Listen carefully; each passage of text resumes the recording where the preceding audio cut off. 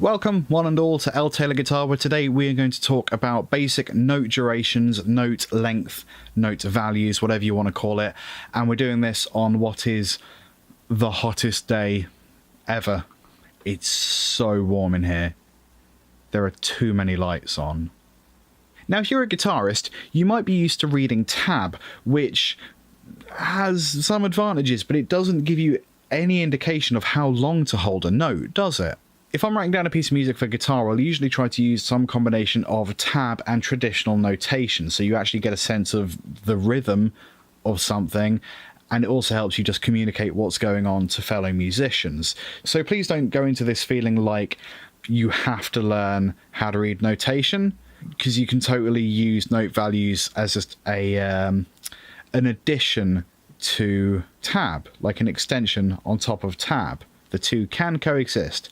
They're not enemies. Now, I learnt the European note names, which don't make an awful lot of sense. They kind of sound Latin and weird. So I'm going to try and use a combination of those and the American names, which make just way more sense. So I'll do my best to use both names. I'm also going to be referring to time signatures here and there.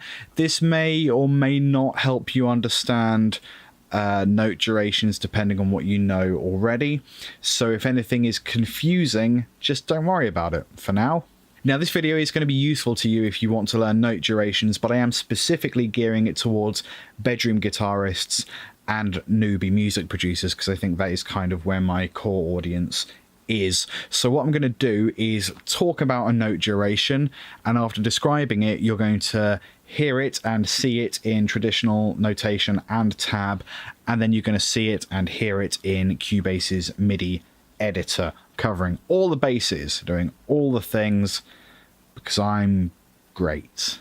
I don't believe that. So let's start with the semibreve. So a semibreve, also known as a whole note, kind of looks like an oblong, and it basically means 4 beats. So it will take up the entirety of a bar of 4/4. If you look on the right of the screen at the top, that is what a semibreve looks like written down, and this is what it sounds like with a metronome under it. And now in the MIDI editor, some people use a semibreve or a whole note to mean a whole bar or measure. Same thing, interchangeable. So if you're in 3/4 or 7/8 or whatever time signature, you could just have a semibreve to mean the entire duration of that bar. That might sound confusing, but it makes a bit more sense when you see it written down in the context of a piece. Moving on, minim, or half notes. Fun fact, in ancient Western music, this was believed to be the shortest possible note duration. They couldn't conceive of ever requiring anything smaller. That's just a fun piece of information there. A minim kind of looks like a semibreve with a stick. In 4/4, you get 2 of these in a bar. Each minim represents 2 beats. Let's listen to how that sounds in notation and tab. And now in the MIDI editor. The crotchet, or quarter note, kind of looks like a dot with a stick, or like a coloured in minim. In the time signature 4/4, you have 4 of these. Each of these lasts 1 beat. Actually, in 4/4, that lower 4 actually stands for quarter note, and the number above it means how many of them there are. So there are 4 quarter notes. So we have 4 crotchets or 4 quarter notes. Let's have a listen to that in notation and tab. And now in the Cubase MIDI editor. Moving on, let's talk about the quaver, or the 8th note. This is half the length of a crotchet.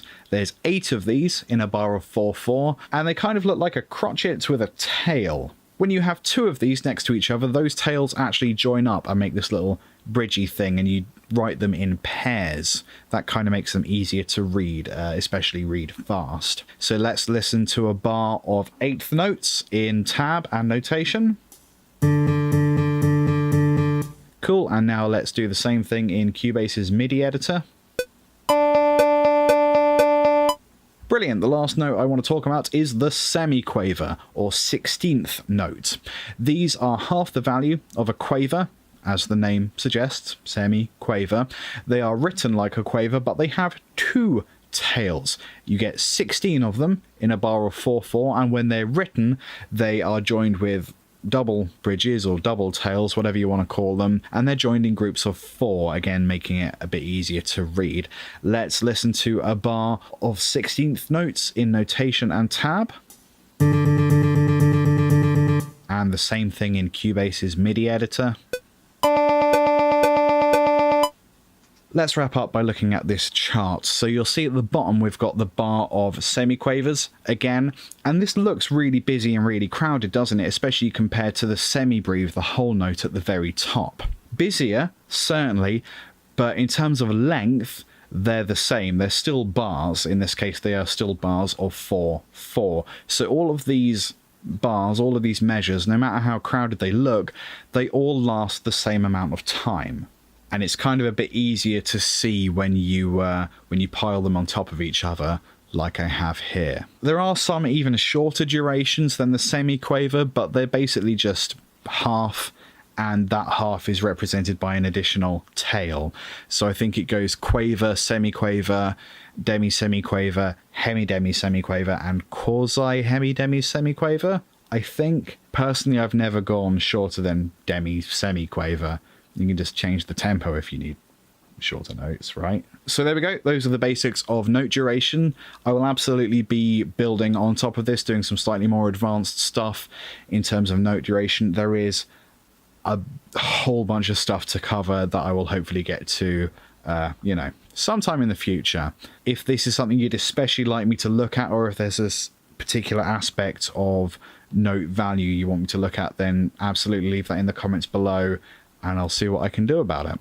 So let's wrap up with a few bits of news and stuff. Thanks to everyone who's watched the video for my new single. Thanks even more if you've downloaded that. It's been received pretty well, I think, and it's even been picked up by a couple radio stations and a couple blogs already, including Future Radio in Norwich, which is very cool. I've also recently been involved with a Prof Elemental EP, one of my favourite rappers, kind of steampunky rapper, kind of comedy in places, really fun music. So I did a remix for a track off of his last album, School of Whimsy. I did that a while ago, and it's only just coming out now, so I've kind of forgotten actually that I did quite a good job of the remix. I'm quite happy to listen back to it and go, oh no, I do know what I'm doing sometimes. That's great. So that EP is available now on Professor Elemental's Bandcamp. It's called The Nervous EP. My track is track 7, and all proceeds go to a really wonderful charity, so be generous, yeah? Last bit, commenter of the week this week is 777 Aquatine, who commented on my realistic MIDI drums video. It's a popular video, that one. Knew it was probably going to be good when I noted the room and the piles of stuff. Takes time to build that, and I don't trust any engineer with a clean desk. Yeah, that makes sense, actually. I spend too much time doing stuff to actually tidy. And I know this looks super chaotic, but actually I basically know where all my stuff is when I need it. But it is dusty, and that's a problem. Thanks a lot for watching. Leave any comments below. Like the video, because that does actually help a bit. And if you haven't subscribed, that would be good if you would do that. It just would. You know it would. And hit the bell. Smash the bell. I hate saying that. See you next week, Friday, 4 PM GMT. I hope it's not this hot. See ya.